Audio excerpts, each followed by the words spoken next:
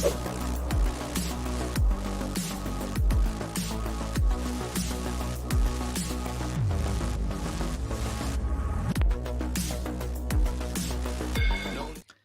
guys, welcome to our show. Today we discuss about content marketing for jewelry, how you can create your strategy. And I'm so excited to discuss this topic with Laryssa Wirstiuk. How are you? I'm great. How are you? Thanks for having me back again. I'm excited to be here. I'm so excited to learn more, because we chatted a little bit before the podcast, and I love to learn different customers, and yeah, I spent some time on that, but I never learned about fashion, about jewelry, and yeah, you gave me new insights about that. That's why I'm excited to learn more. Laryssa, before we start, just tell me about yourself, experience, background, remind about your business for new listeners who don't know you, and tell why you're better than many others. Okay, sure. So I'm Laryssa. I'm the founder of Joy Joya. We are a digital marketing agency that we specifically serve the jewelry industry. So it's very niche, and I'm very intimately familiar with this industry. And we're primarily focused on supporting the industry with content marketing. So that's what I'm going to chat about today. Nice, nice. Love it, love it. Okay, let's talk about creating the right strategy. Let me share my story.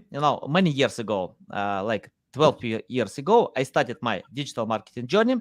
At that time, I didn't know anything about creating the right strategy, but Google ranked all my content because competition was so low. Today, it's another story.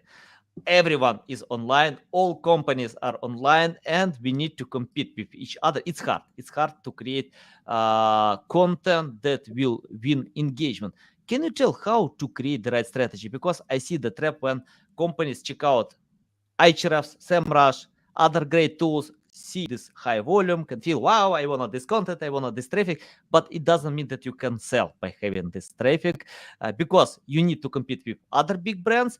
And the second, it doesn't mean that you can sell by having this traffic. And I know from a website owner who lost 400,000 traffic because Google dropped his ranking positions, but he didn't lose any sales. So he got a lot of traffic that didn't sell. Any tips about creating the right strategy? Oh boy. Yeah. So I can speak to the kind of businesses I work with in jewelry. So you would be Yeah, sure. surprised a lot. It's a super competitive industry, especially with like wedding jewelry, engagement rings, diamonds, very, very competitive. But a lot of these brands aren't focused on content at all because it's just like not the normal way of doing business. Like, even though you would think there are so many stories to be told about jewelry, it's so emotional. It always shocks me how many people are not focused on content at all. And then with my agency, we're not necessarily an SEO agency. So that is not the primary thing that I'm talking about with my clients. We're first trying to figure out, in terms of strategy, what's the story you want to tell? What's the unique story? Let's think about making content around that first. And then the SEO stuff is more like a side thing that we think about, because you can, like, as you know, you can optimize the heck out of your website, but if the stuff isn't interesting, if it's not going to give you fans, customers for life, then who cares like how much traffic you're getting to your website? Mhm. Let's talk about creating non-boring content. It's interesting that today we have high bounce rate everywhere. YouTube, website content, TikTok, everywhere, LinkedIn. Uh, and once I spoke with Jim Edwards, who told me that he worked in Business Insider 10 years. Then company was sold for $500 million.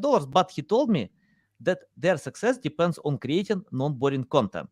Yes. Business niche is boring, but jewelry is possible. It's not boring. But anyway, how to create non-boring content for jewelry? That is probably the hardest part of it, and like the thing that people take for granted. Especially now we have ChatGPT, we have AI tools. So like the illusion is that making content is so easy. You can just push a button and it like happens for you. And so why isn't this working for me? But you actually have to be very creative. And if you are going to use AI tools, you have to kind of make them work for you and your creativity. You can't just like rely on them to give you content that's going to be exciting. And being creative means really like intimately knowing your target audience. Like, what do they really actually want? What's going to shake them up, like make them pay attention to you? And knowing your story and what makes you different as a brand. And there are so, not just in jewelry, but just in general, there are so many businesses out there that they're like, I started a business. This is like something I want to do, but they don't think through like what actually makes me unique and interesting. They don't take the time to think about that. And that's the hardest part. Yeah, yeah. You mentioned this word creativity. I love this word. I think it's the most important word in marketing because you need to be creative, especially you mentioned another word, AI, because AI is not creative. And many No. content creators complain that AI is not creative because AI is the best rewriting tool ever. Rewriting, it's not writing, it's not creating something new. Can you tell how to be creative, how to, because when I'm talking about creativity, I usually remind my friends who can share about the new movie, and most of their reviews like nothing special, the same plot, I watch similar movies, don't waste your time, so but if you get a new movie with new plot, you love it. You don't know what kind of the end will be. So can you tell about creativity, how to become creative when we have so much content online? Yeah. So honestly, I think it's such a mindset thing. Like, I think a lot of business owners, they're a little bit scared to do something different because they think it will alienate their audience or maybe they won't appeal to everyone then. So they look to like their competitors. Oh, what's my competitor doing? Okay, I'll just do that because that seems like safe or like the right thing to do. But I think if you can change your mindset to like, be more confident about your brand, about your story, about the message that you want to share. And you can just really put blinders on and say, this is what I want to do. I'm not going to try to copy anyone. And you can believe that fully. It will just help you naturally be more creative because you won't be stuck in just like playing it safe or copying other people. So, yeah. Yeah. By the way, it's so hard to copy others because you need to pretend to be someone else, But if you play yourself, it's not difficult. It's not hard It's because so true. Yeah, just be yeah, yourself, and that's the easiest thing, but you have to, like, believe that that's valuable. yeah, yeah. I often see this trap when someone comes to me and asks, please check out my competitors. I need their traffic. I need their sales. Create the same content. We don't need to create the same content. If I want to compete with Mr. Beast, how I can do it? Because he uses his loving format.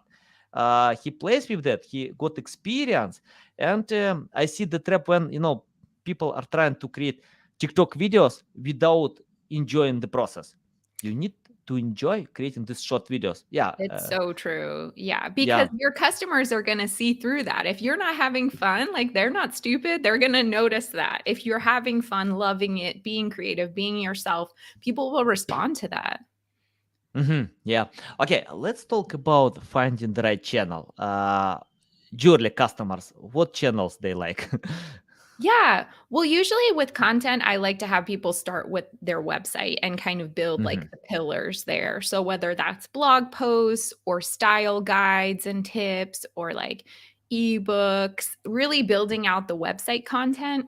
And with a product like jewelry, and really with a lot of other products, you have to educate the customers to a certain extent because maybe they never bought jewelry before, or maybe they're nervous about it, or this is more money than they usually spend on something. So having all that content on your website first and then using the channels to distribute that content.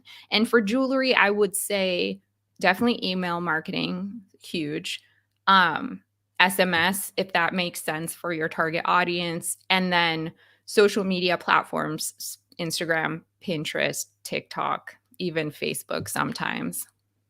It's interesting. I removed TikTok because TikTok learned my mind. I don't know how, but TikTok knows my loving content, and I can't stop watching these short videos. Like for 2 hours. I usually open TikTok on in restroom. Yeah, in some time. But after this, I keep watching these videos. I decided to stop. Because it's hard to go ahead. I have many other things to do, but yeah, I love Yeah, TikTok. it's addictive. Yeah, addictive, so addictive, yeah. So, okay, let's talk about, for example, if I choose one channel, TikTok, Instagram, can you tell how to create content that satisfy users on these channels? Yeah. Well, I really like to use that website content as like the inspiration for everything and also to keep everything super consistent. So let's say you wrote a blog post about right now people are shopping for gifts for graduation, so they might buy like a jewelry for a new graduate. I can't say that. Yeah. And so having a blog post that says here are like the best gifts for the new graduate, and then you can borrow bits and pieces from that for Instagram. So you could say like do a carousel or a reel that's like here's a roundup of our favorite gift ideas for graduates. And if you want to learn more, you could go to our website. We have like a whole gift guide there. So I really like using that website content as the foundation and then pulling from that for the social media content and the email content. You mentioned this word consistency. I see when content creators misunderstand this word because they think like consistency, like frequency. These words are different. Can you tell how divide consistency and frequency? Because we have different formats. I see some content creators can create content at scale every single day. They're good with that, like Gary Vee, for example. He can create a lot of content. I can't tell its quality, but his audience loves because I think he found the way how to create quality content at scale. But many other content creators spend more time researching to craft this content. Can you tell how to find the balance between creating content at scale and think more about quality? Yeah, that's a really great question, and it's a difficult balance to find. It depends on the resources that you have. I tend to work with like small and medium-sized businesses, so they don't have the resources necessarily to be cranking out content all the time. And so consistency means that everything is aligned. So your social posts look like your email marketing and look like your website, and everyone is getting the very same experience. Frequency, if you're posting every day, multiple times a day, but there's no strategy behind it, or it doesn't align or look like anything else that you're putting out to your audience, it's not even going to matter. You're just going to be wasting your time. So, personally, I think being aligned, making everything in the customer experience look and feel the same is more important than posting every day necessarily. Yeah, love it, love it. And you mentioned about storytelling. For example, you remind me uh, Tim Cook from Apple. When he shares stories about new products, he doesn't share a lot of features.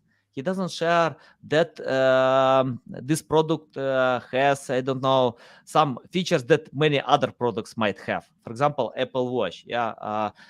When I watched the presentation of Apple Watch, he shared 3 stories how this gadget can help to decide problems.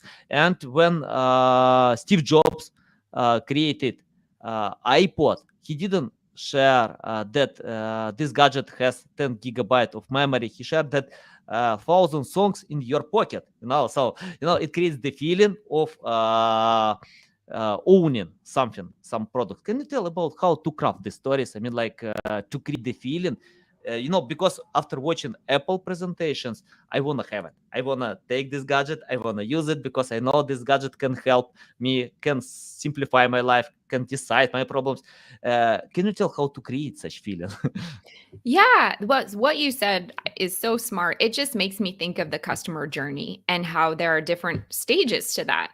If you're literally just learning about the Apple Watch for the first time, unless you're like a super fan, you're not going to be ready to like pull out your credit card and buy immediately then.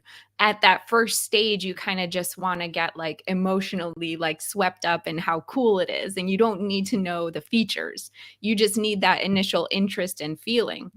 Once you get to the product page and you're ready to hit add to cart and check out, that's when you might need to know, oh, let me just check the features and make sure this is exactly what I need.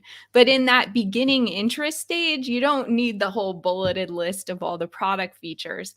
And that same thing, I would say, translates very much to social media, because usually on social media, people are not always in a shopping mindset. They're just there to like have fun. They're scrolling. They just want to be entertained or distracted. And you telling them some product features on them, they're going to just like space out. They don't want that. They want to be like caught up in like a feeling, and that will draw them in and eventually, hopefully, make them want to learn more about the product. Yeah, love it.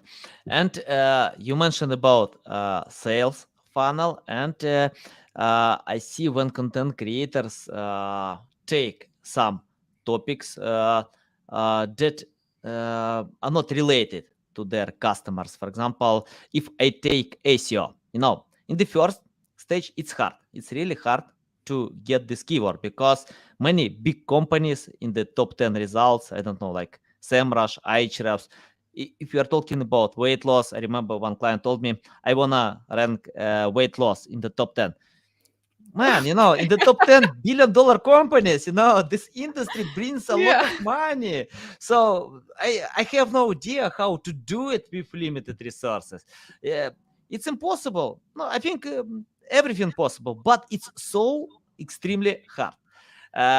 And in the second, it doesn't mean that you can sell by having this keyword. If I rank SEO, it doesn't mean that I can sell SEO services because it's quite different. Can you tell about covering the right topics? I mean, like, if you feel that, I don't know, let's imagine Julie, I have no idea right now, Julie for old woman. I don't know why I found this topic, but Yeah, no, I think I totally get what you're saying. I think, to playing on the weight loss example, in jewelry, that would probably be like engagement rings. A lot of people search for that, like when they're ready for that. It's a very, very general topic in the jewelry industry. And there are a lot of really big companies that are already dominating the first page. And those are the same companies that probably most people would kind of already know in their heads if they're looking for an engagement ring. So yeah, ranking on that first page, people are going to see all the big names and they're going to be like, who's that? They're not going to pay attention because those other websites, they already have the brand resonance. People are already aware of them. So yeah, it all comes back to knowing your target audience. If you're a smaller brand trying to compete for engagement rings, then you kind of have to be niche. You need to cater to, like, let's say, engagement rings for like same-sex couples or something like that, or engagement rings like for quirky people. Maybe they want something like a little more unique or different. And that person searching for that, when they find you, it will just be immediate connection because they will have found the product they want. They're not going to want those big companies. That's not going to like suit their needs. So sometimes it is about niching down a little bit. Can you tell about creating the trust feeling? For example, if you're talking about engagement rings, it can cost like a few $100, a few $1,000, $10,000. I can imagine even $100,000, so if million, I don't know. But anyway, can you tell how to create the trust feeling from customers that you have high quality product. It's not about the price. It's more about knowing your audience, if they have money, if they are willing to pay, for expensive items, but they need to know its quality. Can you tell more about Yeah. that? Well, that's where content really can shine because then you Mhm. have the opportunity to educate your customers, to show off maybe user generated content. So show your other customers and how they're happy and they purchased the product, or reviews or testimonials. I think anything to really like engage the person and to show trust through content will help one qualify that customer and also like make them trust you more. So content is extra important in a case like that. Mhm. Uh, Content marketing is more about education, sharing value. Uh, I'm interested about adding call to action. Can you tell how to add call to action in the right place? Because, for example, I often see when people add in the end, and some customers can't achieve this place. They just check out the beginning. So, any tips how to do it right? Yeah, well, I think not only like where to put it, but the kind of wording that you want to use. It also goes back to what we were talking about with like the funnel and the customer journey. It's like if someone is coming into your site through Google search for engagement rings, whatever, and they're finding like diamond education, like something very preliminary, they're just learning about how to buy, maybe the call to action is not shop now because they're Yeah. not ready for that. So you have to think about, okay, where do I want to take them from here? Maybe it's like a product quiz or something, like learn about your style. What kind of style engagement ring do you want? And that can come, early in the post. It could be maybe like a pop-up or something like that. But you have to really think about where they are in their journey before you're like selling at Uh-huh. them. Yeah, nice, nice. And uh, you share a lot about website content, but many people are looking for in Instagram, other places. Mhm. And can you tell how to unite the strategy? I mean, like to create content for website content and repurpose for social media. For example, my wife, she uses only Instagram. She doesn't care a lot about website content. She can spend like 2 hours on Instagram as I can on TikTok. Also, we are addictive with that. So, can you tell how to unite the strategy with creating a few pieces similar content, repurposing content? Yeah. So, like continuing with the engagement ring example, let's say on your website you do have like a very in depth blog post or some kind of landing page, but like your wife, she's not going to go there and read all that. You can use ChatGPT perhaps to take that, summarize it into like very small chunks. And either make that like a caption for a post or make like a series of Instagram stories that just quickly give you like the quick nuggets of information. But I would definitely always encourage you to share that link too, in case someone does want to know more. Maybe they won't, but like I think it's important to have a way for them to go to your website no matter what. Yeah, love it. Let's talk about common mistakes. Can you list mistakes that companies, jewelry companies, still do, and your tips how to find a much better way? I think so. Well, we talked about this already, but like the lack of confidence in the unique story and just kind of wanting to try to copy competitors. So having the boldness to be creative, I think that's so important. Um, Not being consistent. We mentioned this already, and just kind of being Mhm. all over the place with your content. I think of maybe not a mistake, but a missed opportunity is forgetting to repurpose more evergreen content too. So, like, you can spend all this time making a piece of content that's good forever or can be updated. And then you just forget to share it or promote it, and it's there, but not really like working for you. So, making sure to repurpose. I think another mistake is not planning very well and like just Mhm. going day by day. So you need to have like a 1 month, 3 month, 6 month plan to know what's ahead and what you want to achieve.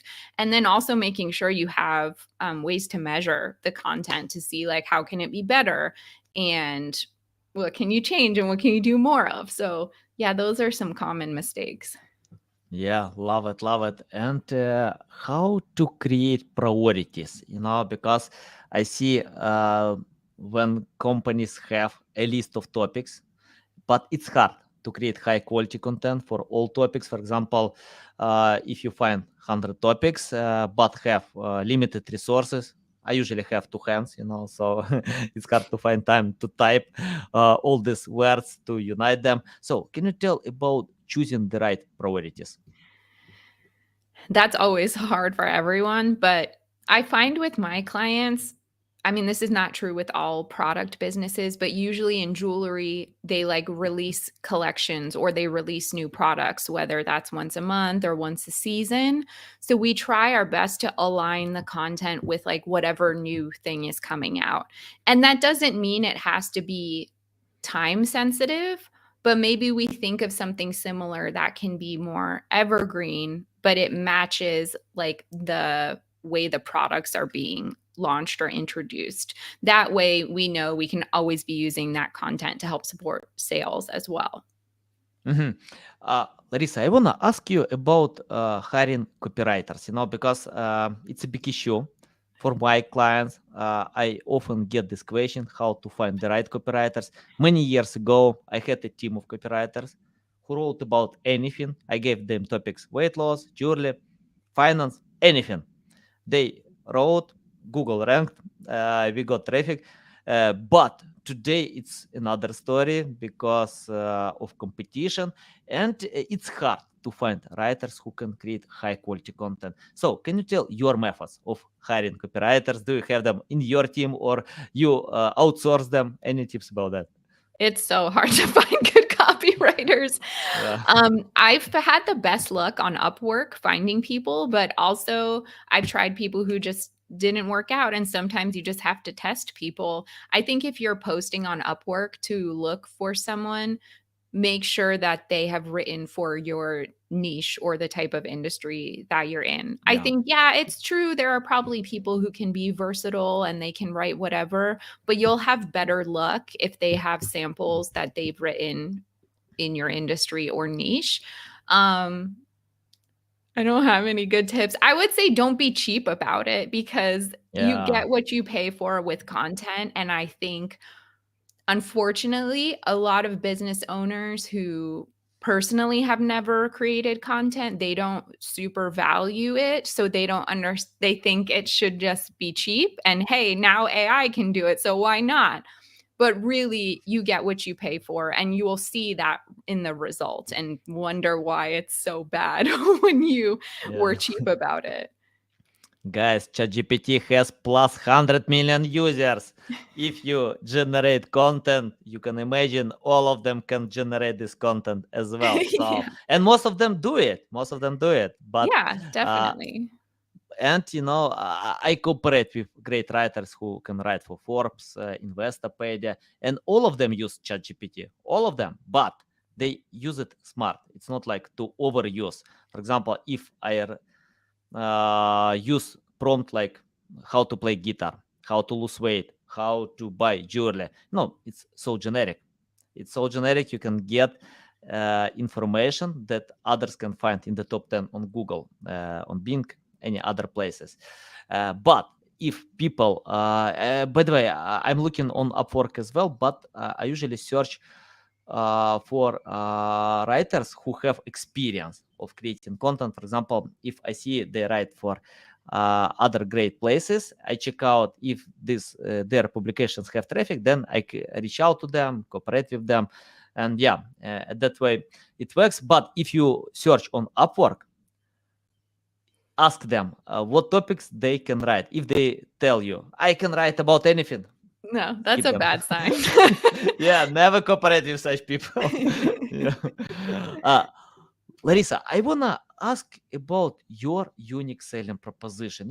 I found that all marketers have their strong sides. Sometimes I can ask the same question and get, not sometimes, often, always I get different answers, how they can see how marketing works, how of course we have foundation, but in most cases everyone uses their experience to be better than the rest. Can you tell about your unique selling proposition, your strong side, why you are better than many others?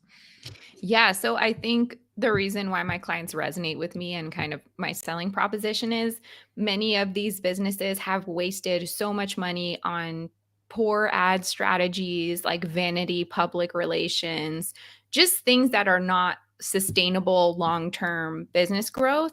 And so they come to me like very frustrated that they've spent money on these like paid channels and now they're ready for a more sustainable, like story driven, content based approach. And because they've had those experiences, they are not turned off by the fact that it might take a little bit of time to see results. Like they're done looking for the quick fix and they want to build their business in a sustainable way. Yeah, love it, love it.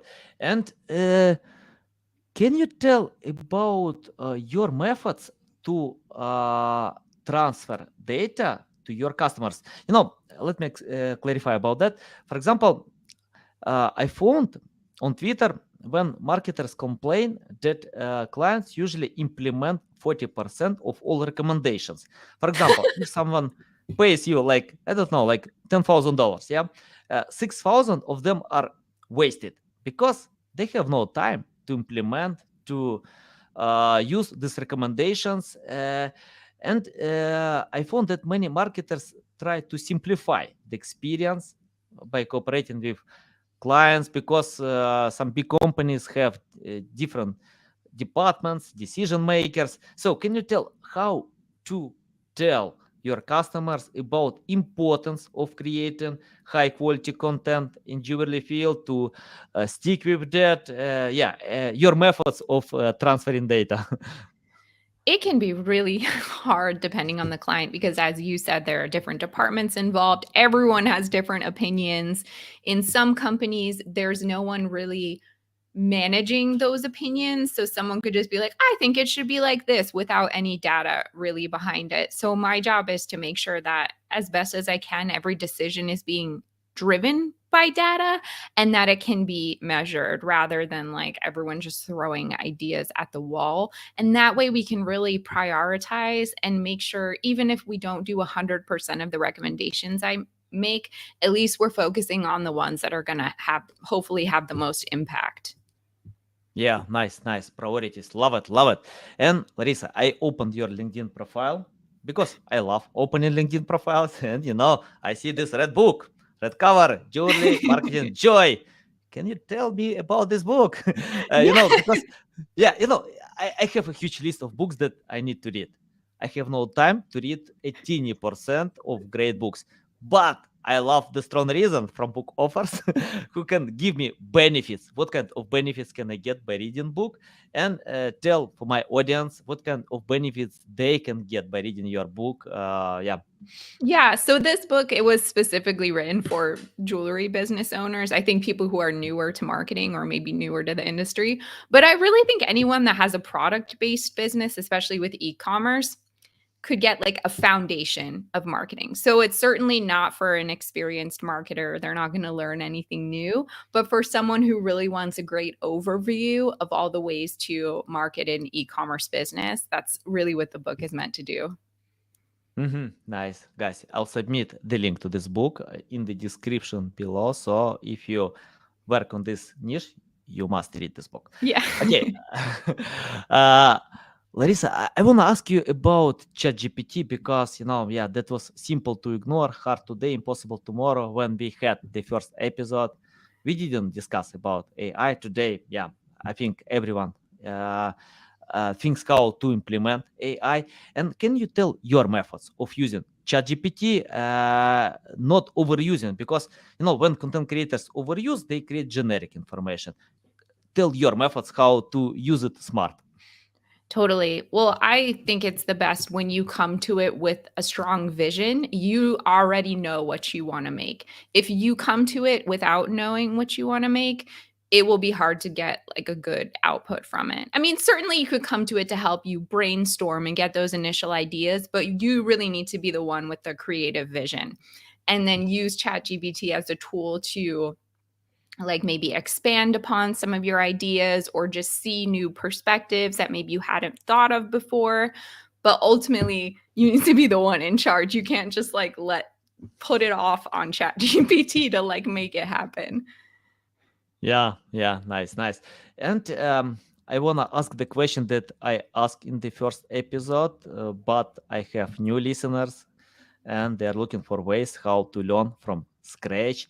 And I found that I get best results with clients who understand SEO because we can help with SEO services. But can you tell what will you do today differently if you started from scratch by learning about jewelry marketing? For me personally, or like as Yeah. advice to people? Yeah, if you started from scratch, wanna get the basic and cooperate with experts who can help you to lead in the right direction or even to go ahead to advance your skills. Yeah, well, I think when I first started in marketing, I just thought marketing was like creative and like ideas and let's just try stuff and be interesting. But as I've like matured in my career, I realize it's such a balance with data. So if I could go back and feel more comfortable and confident about data first and make all decisions from data like back at the beginning, that would have been a much better foundation for me because I feel like I just made mistakes and learned from those without actual like numbers or proof behind them. Yeah, for me, it's hard to count how many mistakes I made in my life, you know. So some of them were terrible, you know. I remember when in 2008 I had a financial company in Ukraine, and I earned a lot of money, good money, but the world crisis Right. came and I lost this company. I lost everything, even more. I had debts equal to 3,000 average salaries in Ukraine, a lot of debts. But you know, I worked hard for 5 years to get back all this my debts, and but I acquired more than I acquired experience. You know how to handle my finance the next time because Sure. I put all my eggs in one basket. You know that was a big mistake, and Yeah. I mean, uh, that sounds terrible, but I'm sure you learned so much from it that will make you a better of course. entrepreneur. Yeah, of course. And I wanna ask you about the future. You know, we have AI today. Marketing is quickly changing field. So, can you forecast what kind of future will be, and your tips how to adapt today to this possible future? Should I take out my crystal ball? I can start predicting the future. Well, I don't know. I think a lot of people are scared that marketers are going to become irrelevant. And I don't believe that's true at all. I think maybe people who are specialized in certain deliverables, they might need to worry a little bit, like AI might replace that. But I believe strategy and leadership in marketing is going to be more important than ever, and the truly creative visionary marketers, the people who can like see the big picture, see how AI tools can fit into this big picture, they will be the most valuable people, and I really believe that. Yeah.